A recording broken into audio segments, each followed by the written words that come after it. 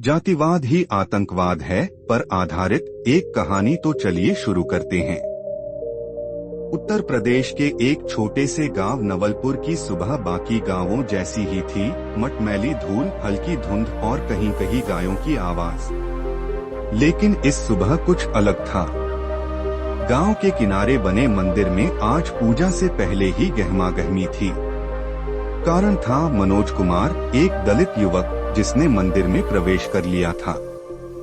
गांव के ठाकुरों को यह नागवार गुजरा। हरिजन होकर भगवान को छुएगा? यही सवाल हवा में तैर रहा था। मनोज बचपन से ही होशियार था। उसके पिता खेतों में मजदूरी करते थे, लेकिन मनोज की माँ हमेशा कहती, पढ़ बेटा पढ़, ताकि एक दिन तेरे नाम से कोई दरवाजा न बंद हो। मनोज ने मेहनत की, किया और फिर सोशल वर्क में लेकिन डिग्रियां सिर्फ दीवार पर टंगी थीं। गांव में कोई उसे बराबरी से नहीं देखता था। मंदिर, कुआं, चाय की दुकान, सब जगह अनदेखी दीवारें थीं। मंदिर में प्रवेश करना मनोज का क्रांतिकारी कदम था। उसने न तो पूजा की, न कोई भाषण, बस भगवान की मूर्ति के सामने सिर झुका दिया। यही बात गांव के कुछ लोगों को मंजूर नहीं थी।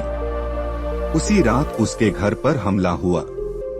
मां को मारा गया, किताबें जला दी गईं।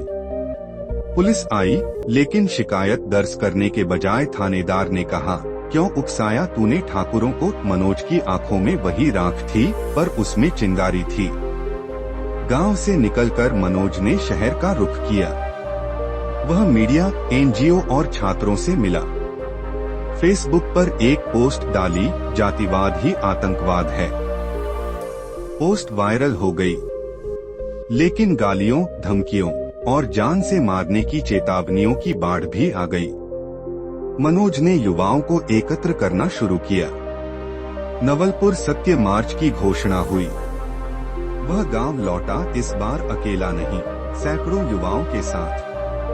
वे चुपचाप मंदिर तक गए, मोमबत्तियां जलाईं और सिर्फ एक पंक्ति दोहराई, भगवान सबका है। स्थानीय नेता घबरा गए। जातिवाद पर टिके वोट बैंक को खतरा महसूस हुआ। मनोज को गिरफ्तार किया गया, देशद्रोह के आरोप में। जेल में उसके साथ अमानवीय बर्ताव हुआ। लेकिन देश भर में आवाजें उठीं, क्या जातिवाद को चुनौती देना देशद्रोह है? मानवाधिकार आयोग की दखल पर मनोज को रिहा किया गया। इस बीच उसका आंदोलन समानता संवाद के नाम से फैलने लगा। छात्र, शिक्षक, लेखक सब जुड़ते गए।